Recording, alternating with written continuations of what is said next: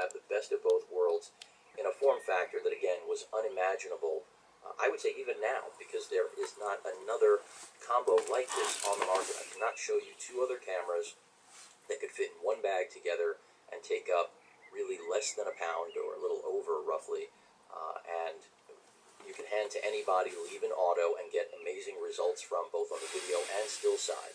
So a lot to like about both of these. I think they make incredible travel companions, which traditionally wouldn't be the case since they both are so close in form, and of course not in pricing, but in form and look, and yet at the end of the day produce very different results because of the difference in sensor, lens, and of course video capability.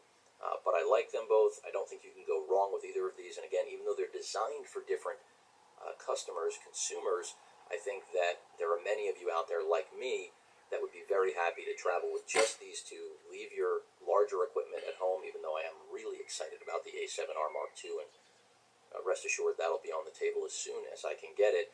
A pair like this does make you wonder whether or not you do really need anything else, depending on what type of printing you're actually doing, pixel peeping, etc.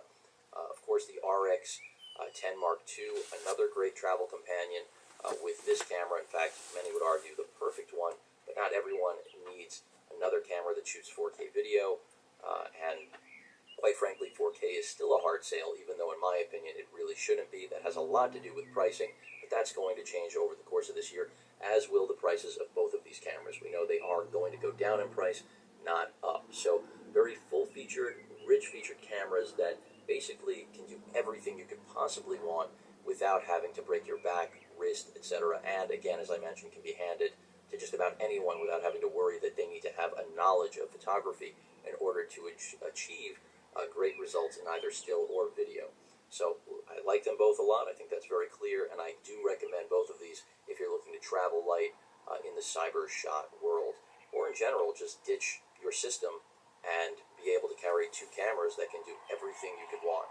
If only the HX90V had 4K video. Hopefully that's something we'll see in the next revision, even if it means tagging on some extra cash. I think most of you, especially myself included, would be right there willing to give Sony the money, even if it was still limited to 5 minutes. Of course, since I do feel this is a great concert camera, unlike the RX, because it's really not a great concert camera unless your seats are incredible, that would make the 5 minutes limiting, but then again, you really shouldn't be recording a whole concert. There are copyright issues. I'm not even going to touch on that. But two great cameras from, right now, what in my opinion is the best DI company in the world. Wish they would have sent me review units on these. It's getting a little bit expensive, but it shows you, it's just a testament to how great their DI business is right now. In fact, it's the only arm of Sony that is still making money. Any questions or comments, please feel free to post them. And of course, as usual, please feel free to subscribe. Later.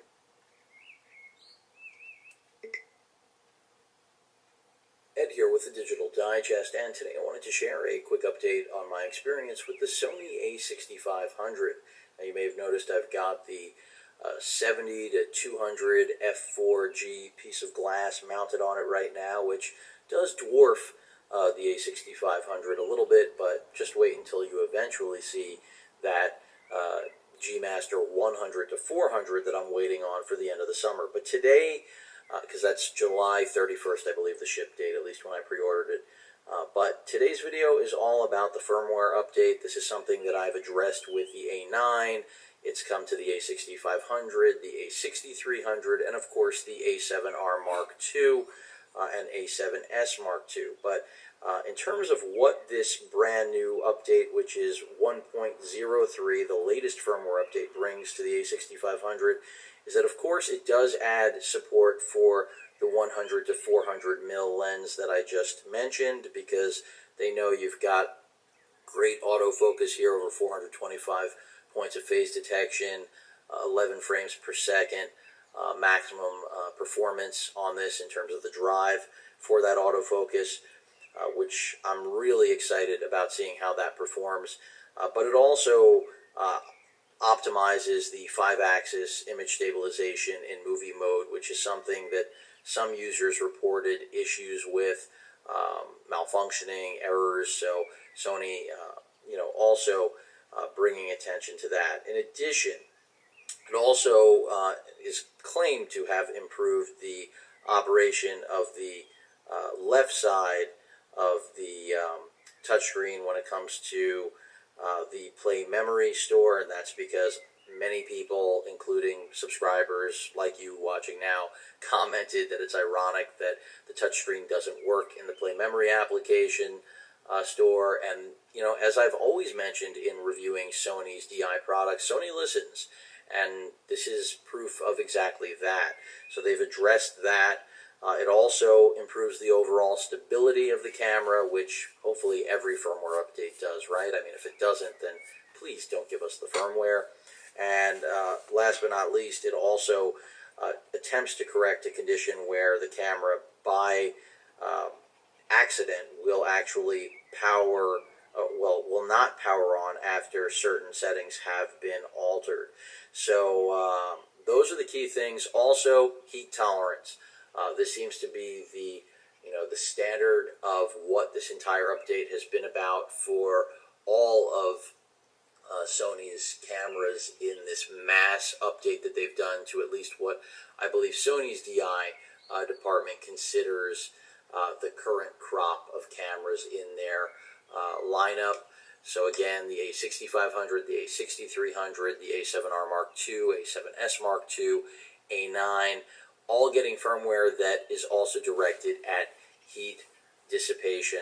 Now, when I say dissipation, it doesn't get rid of the heat, but it increases the heat tolerance.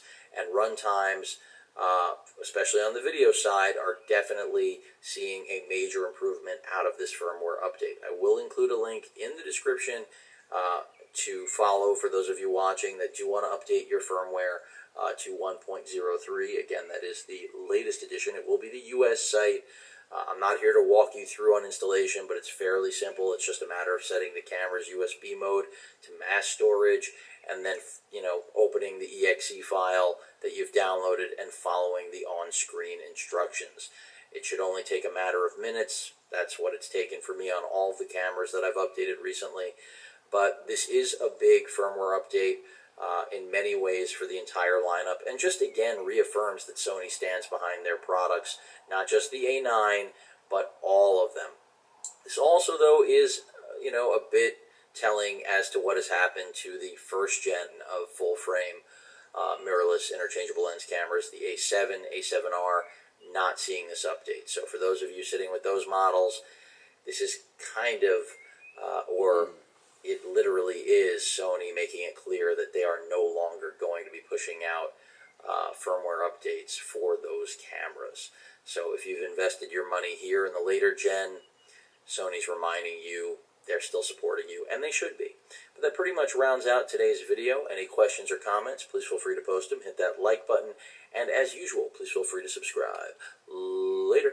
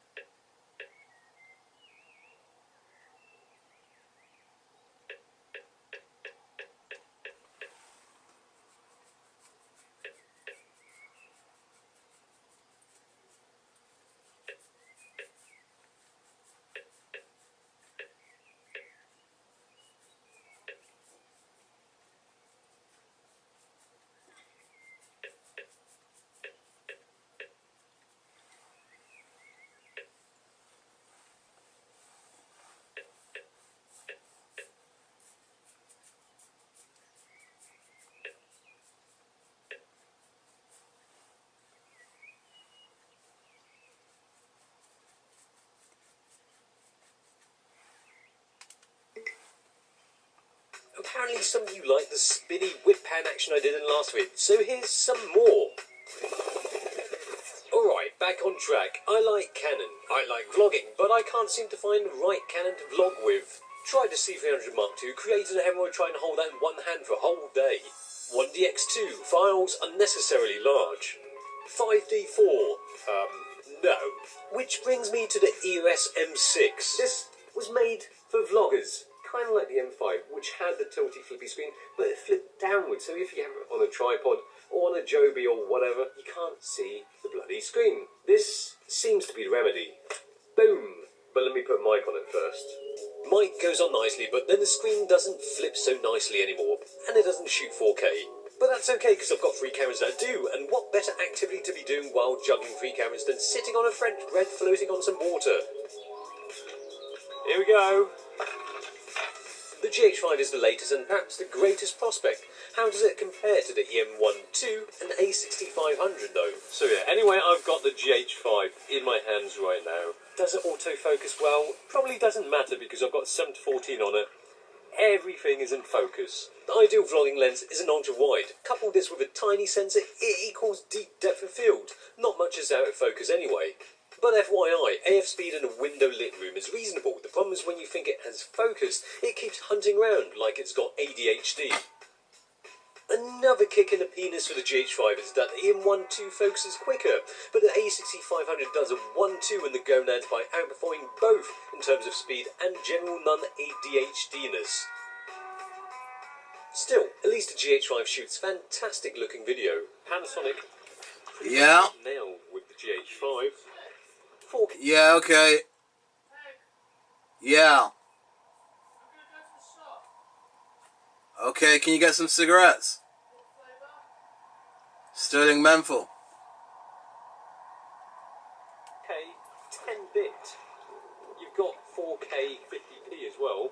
You can pay to have a vlog option, which has nothing to do with vlogging. It's a flat picture profile, so you can grade it however you want. When GH5 has got more picture profile options, it's got vlog, which you have to pay for, but you've got Cine Light D and V. The Olympus doesn't have all those fancy picture profiles. It does have a flippy screen that has problems flipping when you have that mic plugged in, though. You've tried this EM1 out, haven't you? I have tried it out. What do you think?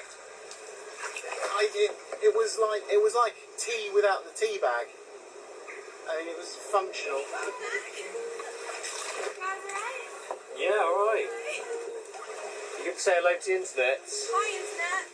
I actually really like the look of the Olympus's video straight out of camera. The colours look great. You can use the footage just like that. Saves having to grade, colour correct, whatevs. Subscribe to his channel. Yeah.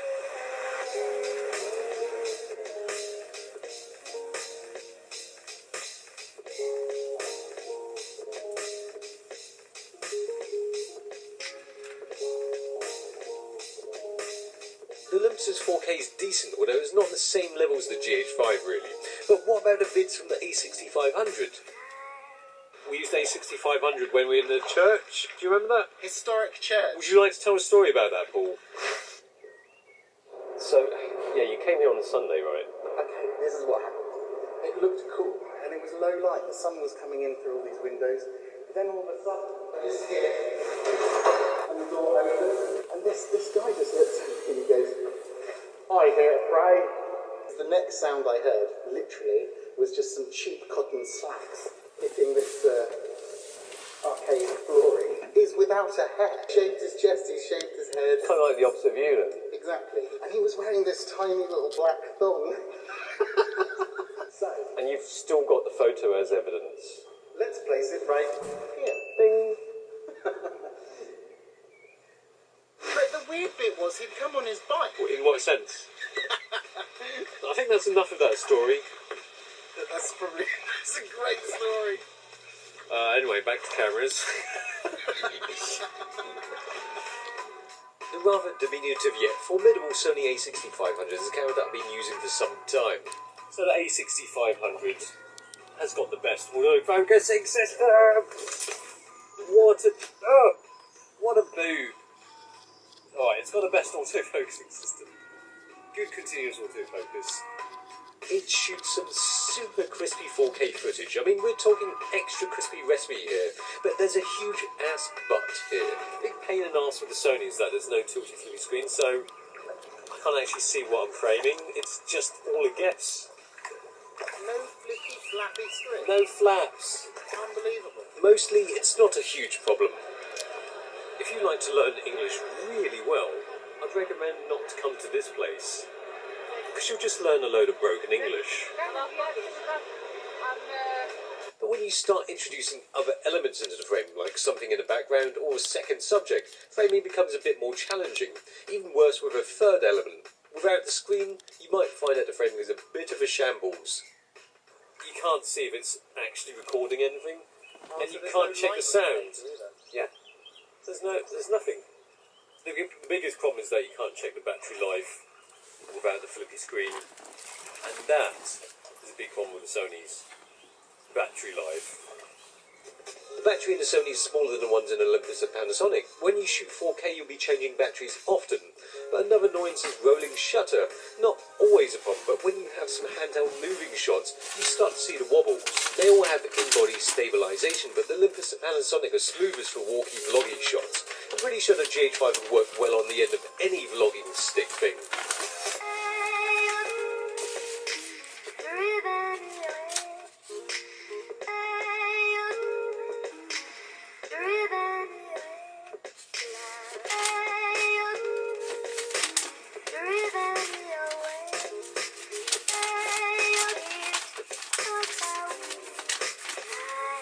Although it seems like the GH5 is a clear winner, there's something for everyone. The GH5 packs an awful lot of goodness into a reasonably priced body at the expense of good AF. For Olympus, it's all about those nice colours straight out of camera. Then the Sony has the biggest sensor, top video quality and focus, but no flippy screen. Just pick the one that works best for you. Popped in for a spot of tea with Mother. She lives on the lake, on the river. Can I have a little whiz? Yeah, sure, why not? Okay, let's decorate the toilet. It's quite obvious where this is going. Well, the toilet, obviously. It's all embarrassing. Wow. Mama, Spider-Man. Paul Spider-Man. And some armbands. But that's probably the crown in gold, isn't it?